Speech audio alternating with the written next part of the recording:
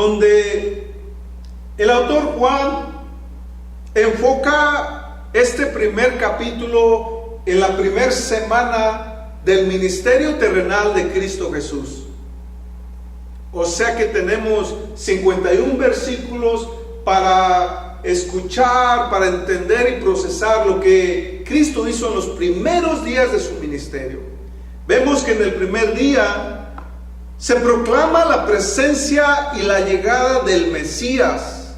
El Mesías, que es una palabra hebrea que significa el ungido, y que posteriormente repetimos que se usa la palabra Cristo nuevamente en griego para decir el ungido de Dios, el apartado.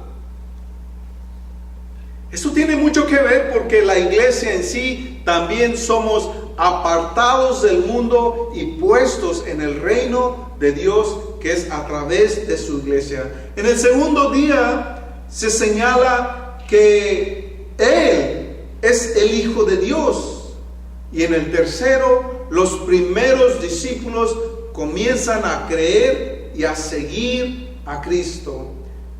Por eso decimos que es en la primera semana también, porque vemos en el siguiente capítulo que ya se habla de uno de los milagros de Jesús, cuando va a Caná y convierte el agua ceremonial en vino, lo cual sabemos por la historia que solamente se casaban el miércoles.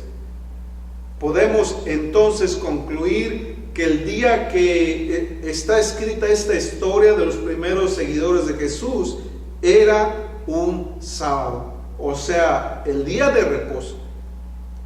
Y si observamos bien, vamos a ver a Juan el Bautista bautizando y predicando en el día de reposo.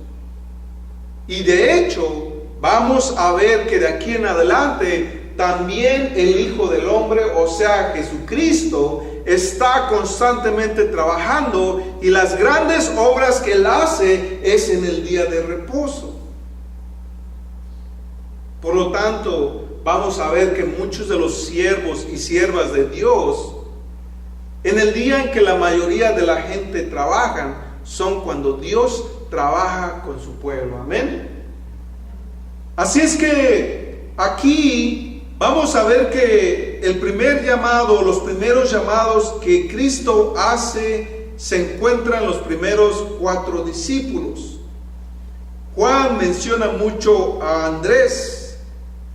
Juan menciona mucho a Andrés como uno de los primeros discípulos que sigue a Jesús. Y aquí irónicamente también aparece que cuando los primeros discípulos de Cristo le siguen, no vienen de la nada, sino que eran discípulos de Juan el Bautista. Pero Juan el Bautista, él nunca predicó para llevarse la gloria, sino siempre reconoció, diciendo que él estaba preparando los corazones para aquel que vendría, y que él sabía que sería el ungido de Dios cuando el Espíritu Santo viniera y reposara sobre él. Lo cual vimos en el tema anterior, que ya el Espíritu Santo reposó sobre Jesús en forma de paloma. No quiere decir que el Espíritu Santo es una paloma, simplemente se manifestó Dios, el Espíritu Santo, a través de una paloma. Y de allí dice, es necesario que Él crezca, pero que yo mengüe. Porque la misión y la meta de Juan el Bautista era de conseguir discípulos no para él, sino para Cristo. Por eso cuando dice por segunda vez, he aquí el Cordero de Dios.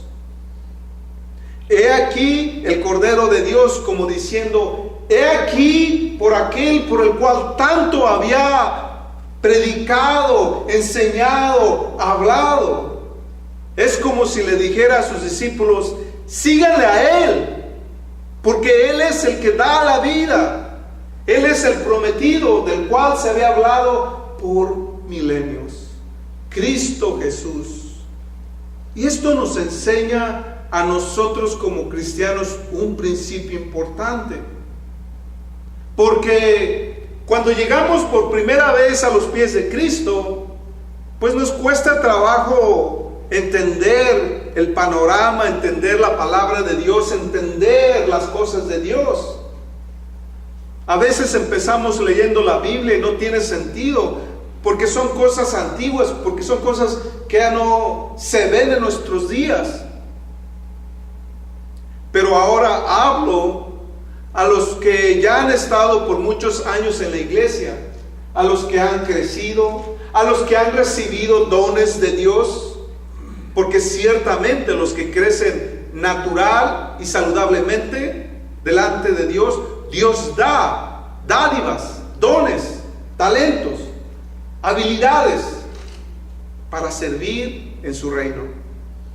Entonces, hablo a aquellos que han desarrollado y que han adquirido dones de Dios, que cada vez que nosotros servimos a Dios, no es para decir, yo sé más que los demás, yo sé algo que los demás no saben, yo sé hacer cosas que los demás no saben.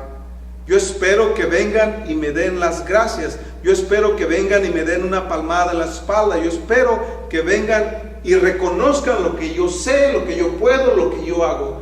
No es la mentalidad, ni debe, ni debería de ser la mentalidad de un cristiano.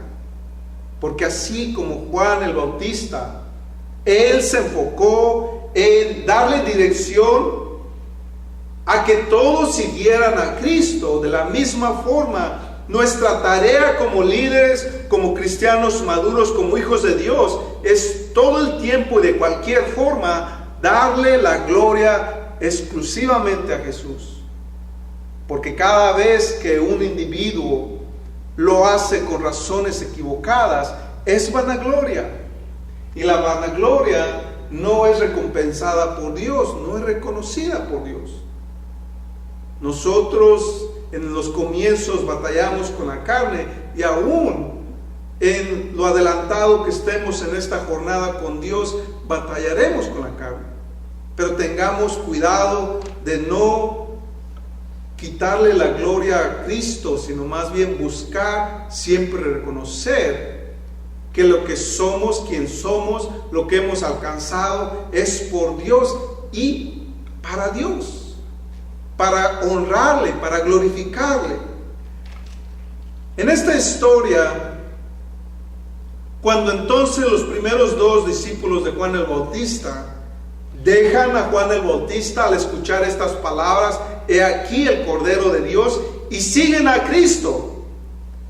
Cristo recién llegado del desierto, recién haber sido probado por el Espíritu de Dios por 40 días y 40 noches, y ahora se presenta cerca del río del Jordán, lo ven, y ahora estos dos discípulos, que presumiblemente se cree era Juan, el apóstol, y también Andrés, ahora ellos siguen a Jesús.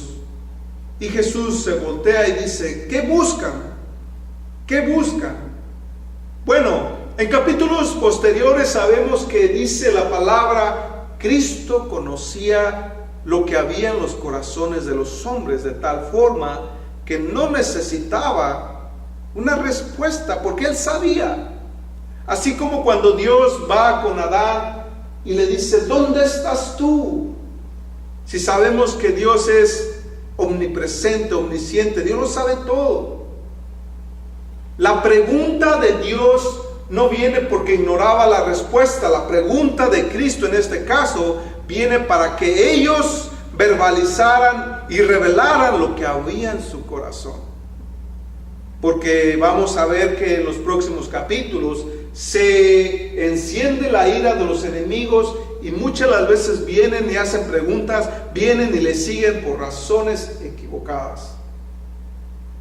Cristo entonces quería que ellos manifestaran lo que había en su corazón.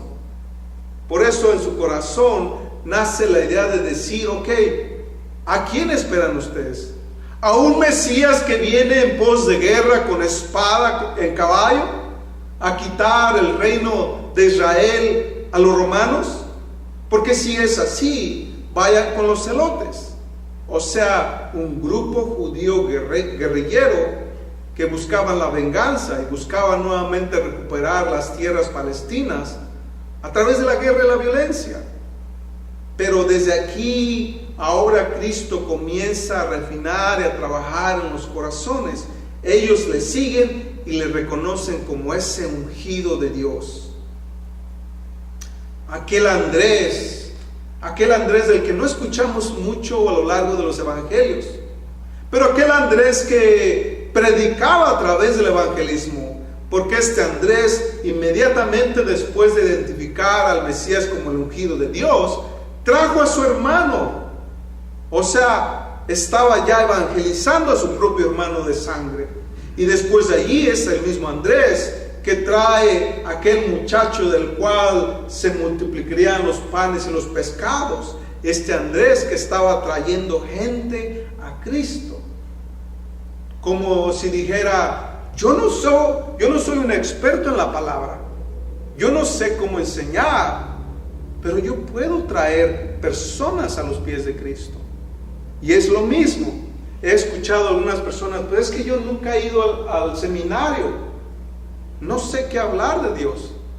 Bueno, nosotros como hijos de Dios, aunque no estemos preparados oficialmente o formalmente en un seminario o en una iglesia, ¿por qué no hablamos qué es lo que Dios ha hecho en tu vida? ¿Qué es lo que Dios ha hecho en tu caminar? ¿De dónde te ha sacado? Todos tenemos una historia. Ahora lo que nos enseña Andrés es que habrá personas que jamás, escuche bien esto, jamás escucharán un sermón cristiano. Jamás habrán la Biblia para leerla. Y posiblemente tú o yo seamos las únicas personas que les hablarán de Dios. Y para esto basta. De donde yo vengo, no sabía que existía el cristianismo. No sabía que existía el cristianismo. Aún, escuche bien esto que pueda sonar confuso, 1 o 2 años ya siendo cristiano, no conocía a Cristo. ¿Cómo? Te preguntarás cómo. Yo vine a Dios Padre, yo oré a Dios Padre. Y aunque yo aceptaba a Cristo, no le conocía, no entendía. Pasó 1 o 2 años hasta que Dios me dio revelación y ahora pude entender y conocer a aquel que es el Hijo de Dios. Cada historia es diferente en cada uno de nosotros. Y cómo venimos a los pies de Cristo también es diferente. Pero nosotros tenemos esa responsabilidad porque habrá mucha gente que la única forma de escuchar de Dios será a través de tu boca. Y si nosotros no abrimos nuestra boca para presentar la obra de Dios, es posible que escuchen de Dios equivocadamente, que conozcan de Dios equivocadamente, que conozcan a un Dios que está pintado en las paredes o en un cuadro, en una pintura, que conozcan a un Dios en su mente, pero no conozcan al Dios de la Biblia. El Dios de la Biblia, que es el Dios de los espíritus, el Dios de Abraham, de Isaac, de Jacob, aquel Dios que te ha sacado del abismo, aquel Dios que te ha sacado de la miseria, del sufrimiento, aquel Dios que ha cortado las cadenas que te ataban. Es ese al Dios Yahvé, al Dios Jehová, al cual predicamos, un Dios vivo, un Dios que no dejó de hacer milagros en algún momento de la historia, un Dios que sigue diciendo en Isaías, aún mi mano está extendida, un Dios que ahora a través de las palabras del Mesías, del ungido, dice, yo sigo siendo el mismo de ayer, de hoy y de siempre. Es a ese Dios que nosotros predicamos. Amén. Entonces, ahora vemos que en las expresiones de estos primeros discípulos, cuando le presentan al tercer discípulo, Natanael Natanael hace una expresión, porque Cristo, aunque nació en Belén, pero él creció en Nazaret. Por eso le llamaban Jesús de Nazaret. Por eso aún a los primeros cristianos le llamaban nazarenos. Y la expresión que hace Natanael, de Nazaret puede salir algo de bueno. O sea, un pueblito en las orillas de Galilea, en medio de las montañas, donde no era conocido, escondido. Y dicen, ¿puede algo bueno salir de ese pueblito? Pero es de Nazaret donde Cristo creció, esta ciudad escondida en las fronteras de Galilea. Y Natanael no conocía bien la palabra, porque hay profecías que hablan que el Mesías vendría de Nazaret. Y sin embargo, en la omnisciencia de Cristo, Cristo le da palabra. Antes de que Felipe te llamara, yo te conocí. Te vi debajo de esa higuera.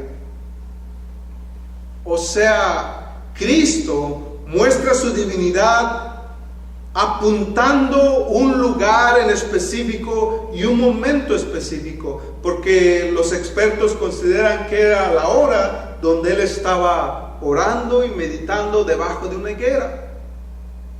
Y Cristo le había visto y le había oído. ¿No es acaso grandioso? Cristo sabía lo que había en su corazón. Cristo había escuchado sus plegarias. Y con todo y eso, Cristo le dice, y aún cosas mayores verás. Y aún cosas mayores verás. Cuando recién comencé también en mi caminar con Cristo, cuando recién llego a la iglesia y se ve una iglesia apagada, comienzo a compartir mi testimonio y las personas como que nada más, ¿de qué está hablando? Porque la religión es más fácil de solamente exponer. Cualquier persona puede pararse al frente y hablar cosas bonitas, motivar a la gente, hablarles de un Dios lejano, que es bueno y que hace cosas maravillosas, simplemente que no pasan aquí en mi iglesia, no pasan aquí en mi comunidad. Pasaron hace 5,000 años y nos dan la esperanza que un día que muéramos, Dios hará grandes cosas en el cielo. Dios quitará el sufrimiento, la muerte, el llanto, el dolor. Y hablamos de un Dios lejano, un creador que no está relacionado con su creación, un Dios que nos ve desde lejos, pero quizás no sabe nuestro nombre. Mas mi reto fue entender que lo que yo leía en las Escrituras, y si las Escrituras dicen que son la palabra de Dios y que Dios no miente porque no es hombre para que mienta, entonces la palabra me decía algo distinto. Y la búsqueda comenzó y siguió hasta que pude entender que de verdad la palabra de Dios sigue en vigencia. La palabra de Dios continúa siendo activada por aquellos que tienen fe en lo que Dios habló.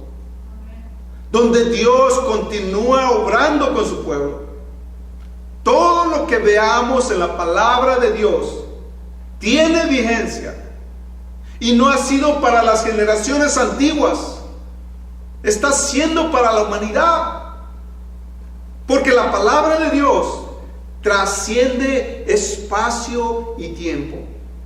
Lo que quiero decir, que si un día escuchamos a alguien que la palabra de Dios es para ciertas culturas de cierto color de piel, o para ciertas personas que hablan ciertas lenguas, o tienen cierto estatus social, o que solamente la palabra de Dios es para ciertas personas que están en cierta parte del mundo, eso es una vil mentira.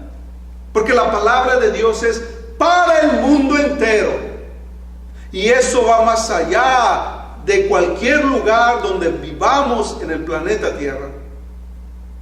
el planeta, donde también abarca desde el día en que se creó al primer hombre y mujer hasta el día que Cristo cierre las puertas de la gracia y el juicio y la ira de Dios venga sobre aquellos que no han creído. Hasta ese día la palabra y la gracia de Dios trasciende tiempo y espacio y está para todos aquellos que quieran abrazar esta promesa. Amén.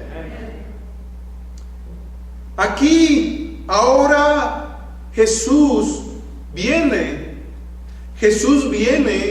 y cuando ellos están entablando una conversación con Cristo, ahora Cristo les hace una invitación que dice: ven y sígueme, ven y sígueme. La invitación que era algo formal en ese tiempo, porque cuando uno de los fariseos reclutaba a un discípulo, lo primero que les decía: sígueme, sé mi discípulo, porque significa ser seguidor.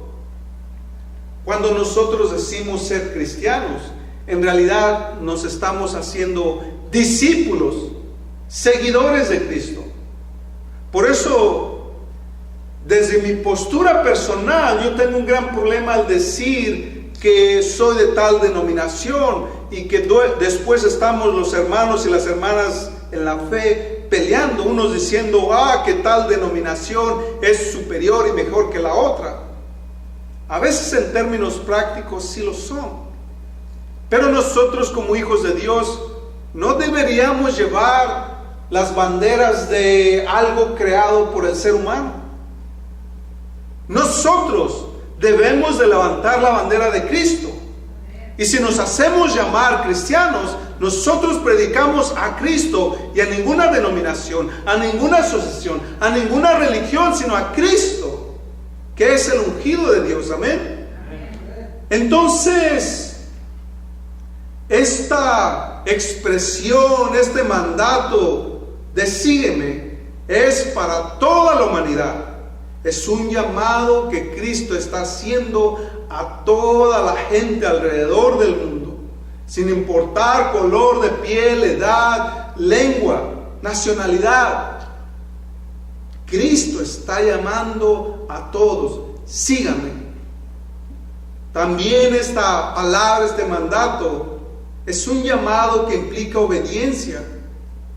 Felipe obedeció en este llamado.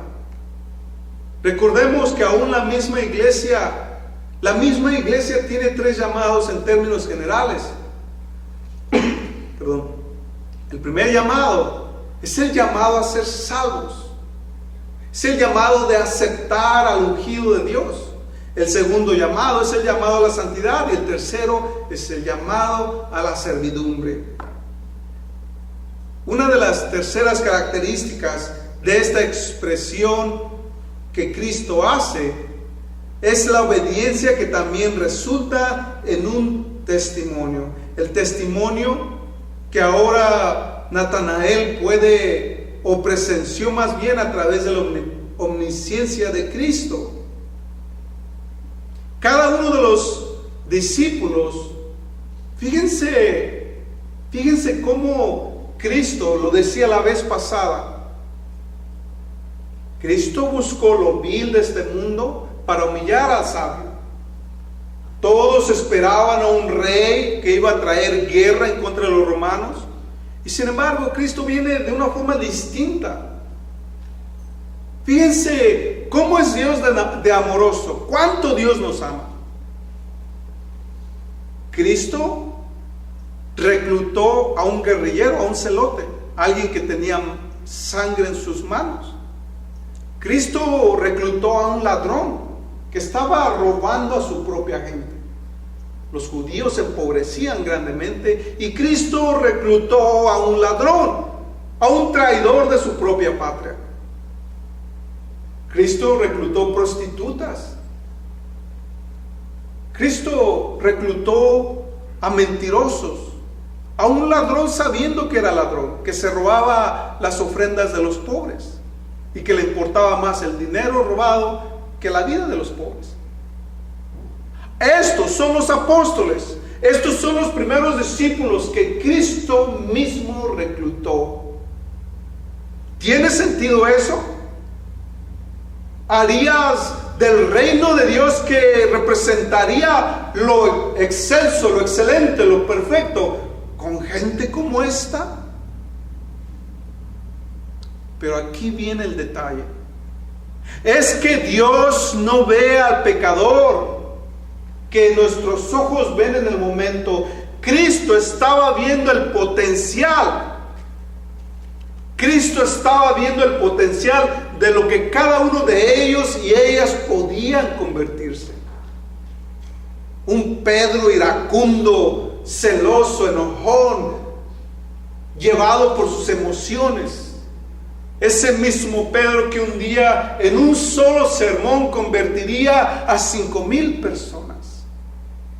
Un Felipe al que nadie le conocía.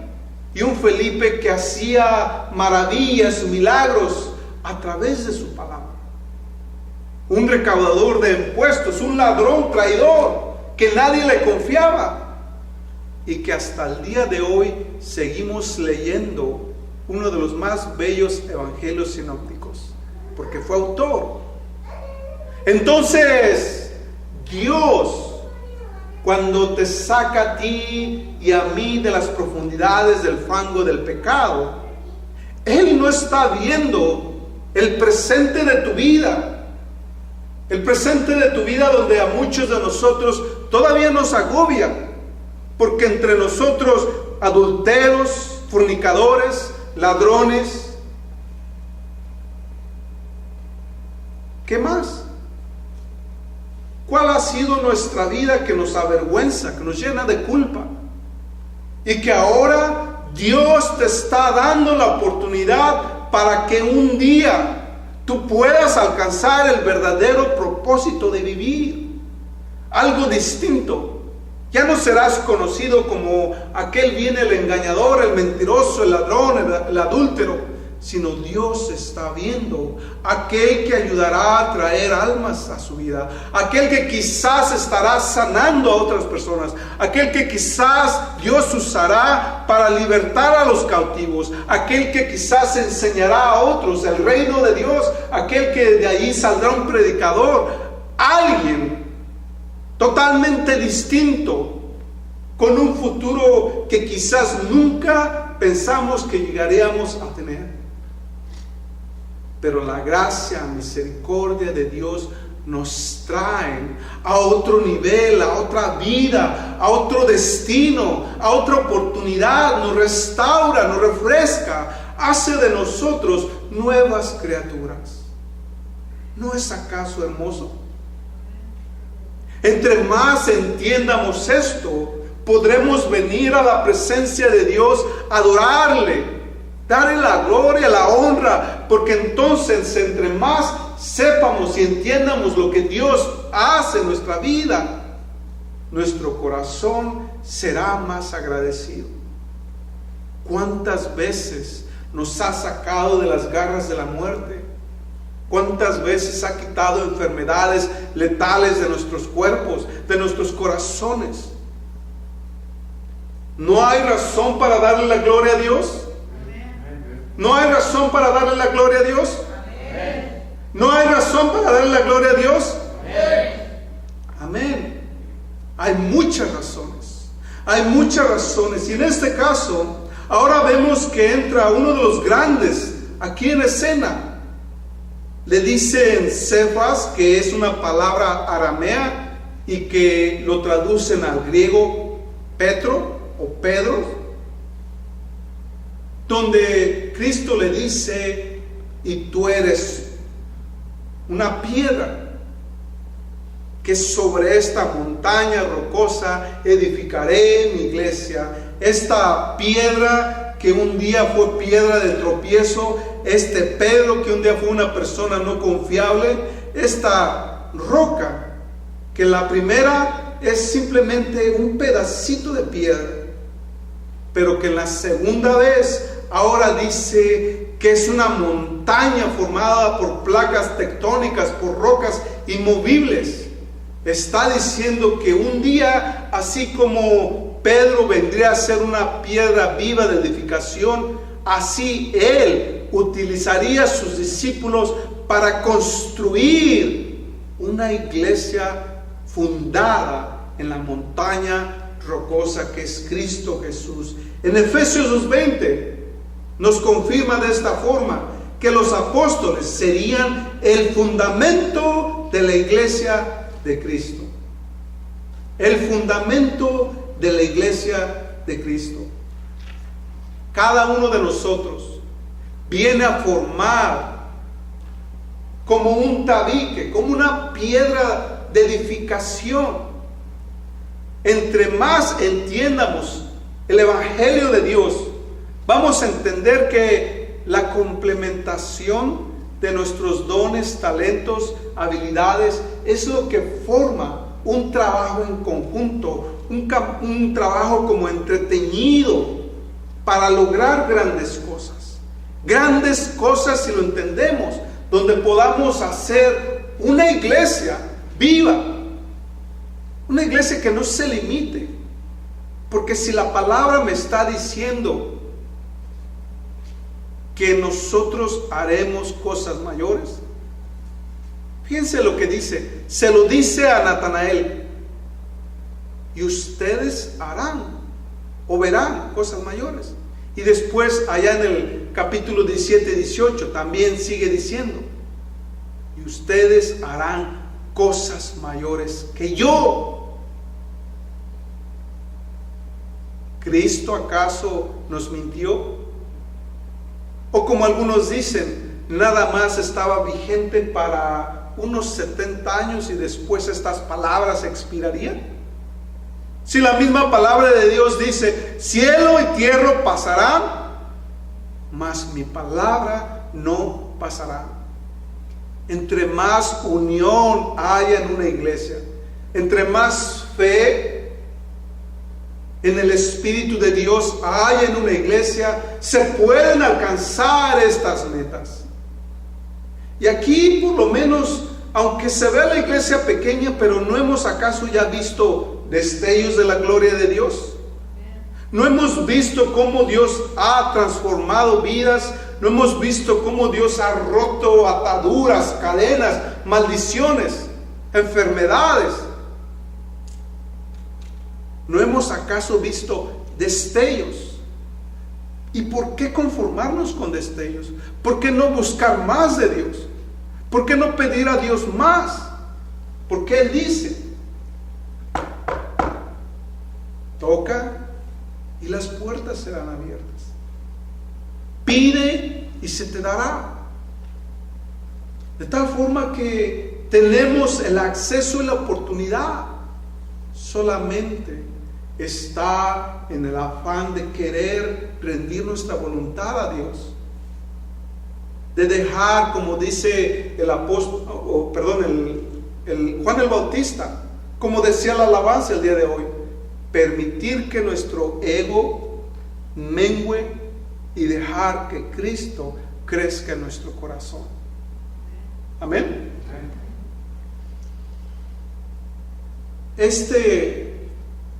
Pedro fue transformado por las palabras de Jesús.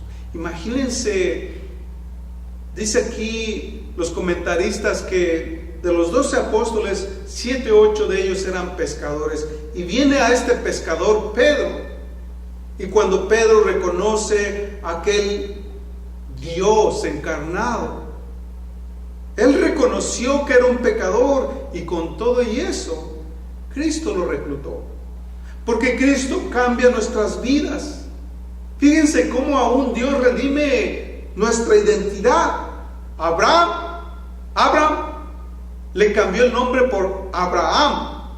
Sarai le cambió el nombre por Sara. A Jacob le cambió el nombre por Israel.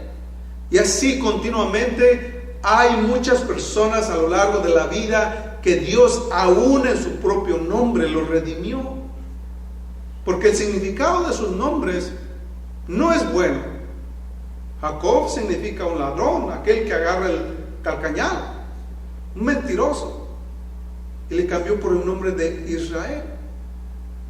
O sea, que Dios nos está redimiendo cada vez que nosotros le aceptamos. Aquellos que han leído Apocalipsis, ¿no acaso dice que Dios nos dará una piedra con un nombre para cada uno de nosotros? ¿No es hermoso? Dios nos conoce desde el vientre de la madre, y aún en la redención perfecta, en la gloria de Dios, Dios también aún nos dará un nombre particular. ¿No es acaso hermoso?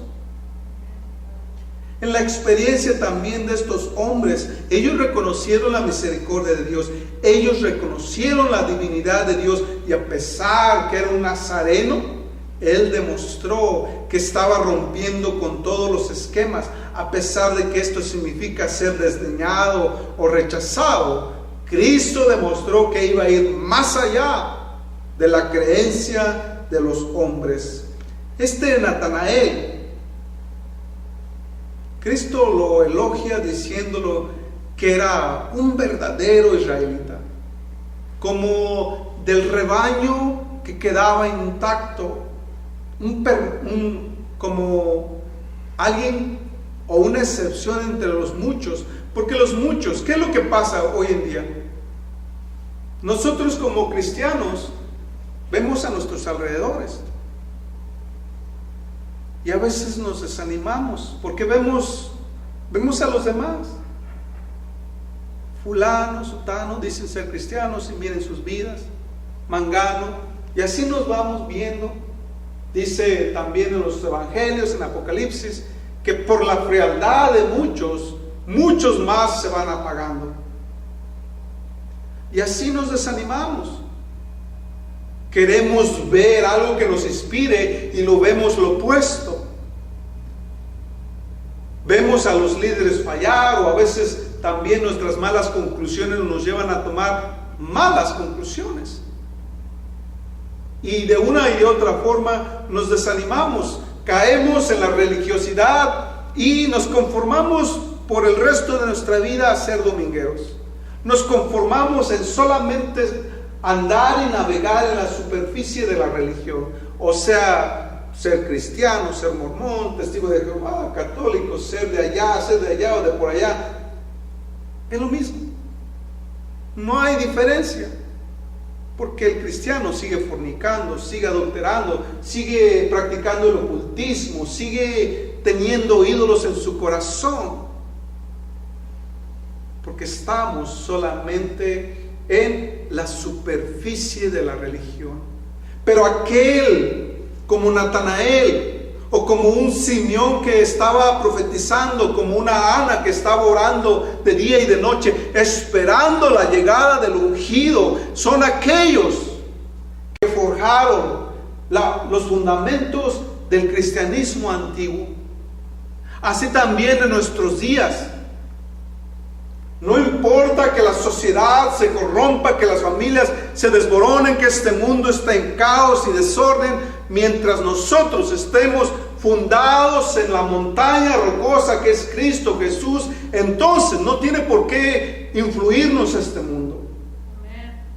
Que nuestra fe venga del Dios vivo y no de los demás. La palabra de Dios no me enseña en creer en el pastor, no me enseña en creer en los hermanos, no me enseña en creer en el testimonio de los demás. La palabra de Dios me enseña en creer en la palabra de Dios, en Cristo, de tal forma que nuestra fe nunca se seque, las aguas nunca se estanquen, nunca pesten, siempre estarán frescas, porque la palabra así lo dice. Un espíritu avivado, un espíritu que no esté en la religión, un espíritu que vaya más allá, un espíritu cuando venga la presencia de Dios nos toque, porque es lo más triste que me ha tocado ver. Cuando la presencia de Dios está en el santuario, cuando la presencia de Dios está derramándose, y brinca ciertas personas que no están listas para recibirla. Aceptemos la gloria de Dios, aceptemos su gracia, limpiemos nuestros corazones, confiemos en Dios independientemente que los demás no quieran. Seamos diferentes, seamos a tal manera que digan: he aquí un verdadero cristiano en el cual no hay engaño en su corazón, como lo dijo de Natanael. Qué gran elogio de Cristo hacia un hombre. En los siguientes vemos que ahora la expresión cuando tiene Felipe ante Natanael dice: hemos hallado a aquel de quien escribió Moisés en la ley, así como en los profetas. La expresión hemos hallado denota que ha estado esta persona en una continua búsqueda por Dios. Hemos hallado una búsqueda que finalmente llega a la cúspide, porque desde Adán, Enoc, Noé, Abraham, Isaac, Jacob, los patriarcas y así sucesivamente estaban en la víspera de esperar al profeta de Dios, al ungido de Dios, al Mesías, porque todo lo que pasó en el Antiguo Testamento, desde las ceremonias rituales que se hacían en el monte Sinaí, el tabernáculo, el sumo sacerdote, el arca del pacto, la figura del juez, del libertador, de los profetas delante de Moisés, vienen a tener su cumplimiento en Cristo. Él era el Hijo de la Virgen, el Cordero anunciado en Isaías, el renuevo de justicia mencionado en Jeremías, el verdadero pastor que menciona Ezequiel, y así sucesivamente en todo el antiguo pacto. Apunta solamente a la persona escogida por Dios, que es Cristo Jesús. Para nosotros, cuando empezaba a indagar en este tema, solamente habla del llamado de unos cuantos discípulos, que no tienen como que mucha riqueza, pero al estar estudiando más y más, en realidad está enriquecido de muchas enseñanzas. Porque aquí nos enseña primeramente cómo Dios usa diferentes medios y métodos para atraer a la gente. Dios está constantemente llamando a la gente, de día, de noche. Usa medios, su creación, pero la misión y el mandamiento principal recae en sus hijos, en nosotros. Hay millones de personas que no han aceptado el don de la gracia.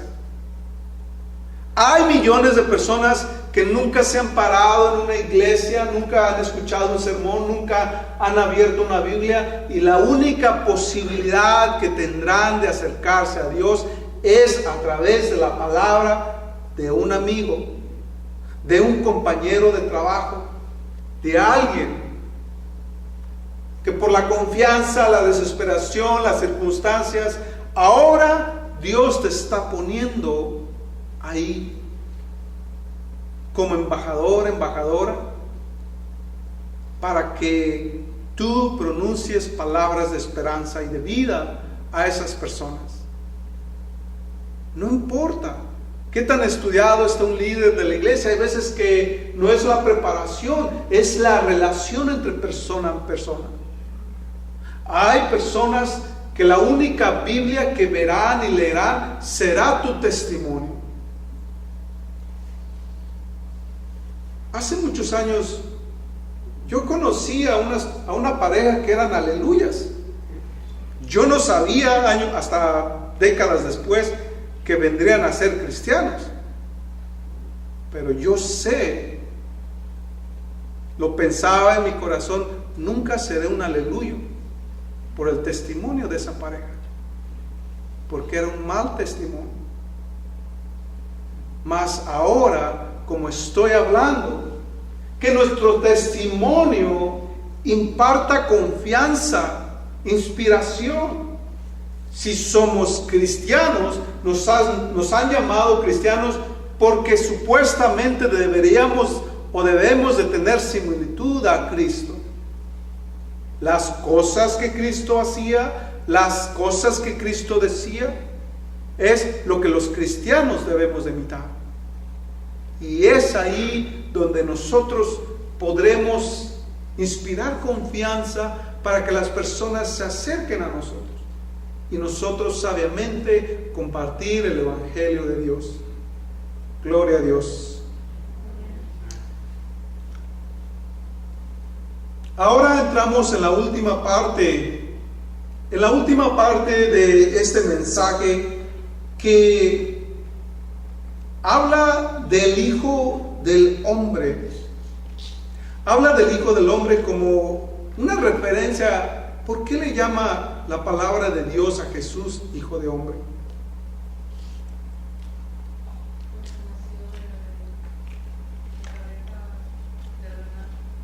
Exacto. Jesús, aquí por lo menos el apóstol Juan, fíjense, el apóstol Juan lo menciona 13 veces como el Hijo de Dios, y en los 4 evangelios se le menciona 83 veces Hijo de Dios, para hacer referencia de que Cristo era completamente humano, pero también completamente Dios. Vamos a leer Daniel 7:13. Daniel 7:13, para tratar de entender cómo los apóstoles, ellos no hablaban las cosas solamente al azar, de forma aleatoria, sino que cuando ellos hablaban profecía o cosas por el estilo, estaban citando en realidad palabras del antiguo pacto. Así es que en Daniel 7:13 dice esto. Daniel 7:13 dice: estaba yo mirando en las visiones de la noche, y aquí en las nubes del cielo venía alguien como un hijo del hombre. Llegó hasta el anciano de días y le presentaban delante de él. O sea que cuando el autor del Evangelio de Juan está nombrando al ungido de Dios como Hijo de Hombre, está haciendo referencia a cómo se le conocía al Mesías, Hijo de Dios, pero también Hijo del Hombre. En Mateo 26:64 dice algo similar. Dice: Jesús le dijo: tú lo has dicho, además les digo, de aquí en adelante veréis al Hijo del Hombre sentado a la diestra del Padre y viniendo en las nubes del cielo. El Hijo del Hombre hace referencia cuantitativamente muchas veces para identificar la humanidad de Cristo, pero también su deidad, para identificar la visión de Daniel como aquel Mesías que vendría a redimir a la humanidad, al mundo, como aquel título mesiánico que solamente le pertenece a una persona, a Cristo Jesús. Como el Hijo del Hombre, Jesús, fíjense, como el Hijo de Dios, Jesús se presenta en los últimos 2 versículos. Dice: y verás al Hijo del Hombre. Y aquí hace un paralelismo para decir que lo verán como en la visión o en el sueño de Jacob en Génesis 28, como una escalera que conecta al cielo y la tierra, como un camino entre Dios y el hombre, como una conexión paralela entre lo espiritual y lo natural, el reino de Dios y el reino del hombre. Jesús es ese eslabón vivo. Cristo es la escalera entre Dios y el hombre, entre el cielo y la tierra. Cristo es la escalera mediadora entre Dios y los hombres. Primera de Tito 2:5 o Juan 14:6. Nadie viene al Padre si no es por mí. De una o de otra forma, si estamos en la búsqueda de Dios, Cristo es el mediador, Cristo es el abogado, Cristo es el sumo sacerdote, Cristo es el que hace la conexión, Cristo es el que ha enviado al Consolador. El Consolador no puede venir si Cristo no asciende. El Consolador no puede entrar al corazón del ser humano a menos que el ser humano tenga a Cristo en su corazón. Cristo es la clave para todo. Y aquí esta expresión de que Él representa esa escalera que vio Jacob, donde los ángeles ascienden y descienden, haciendo la referencia en que aún Dios está conectado con su creación, Dios está conectado con su pueblo, Dios está trabajando a la par con su pueblo. Nosotros llamamos, ellos responden. Nosotros servimos, ellos nos ayudan. Nosotros creemos, ellos están a la par. Nosotros luchamos la buena batalla, ellos están luchando con nosotros. Con aquellos que tienen al Hijo de Dios en su corazón, con aquellos que han entendido, con aquellos que no se conforman con la idea de que nacimos solamente para sufrir, para comer y para morir.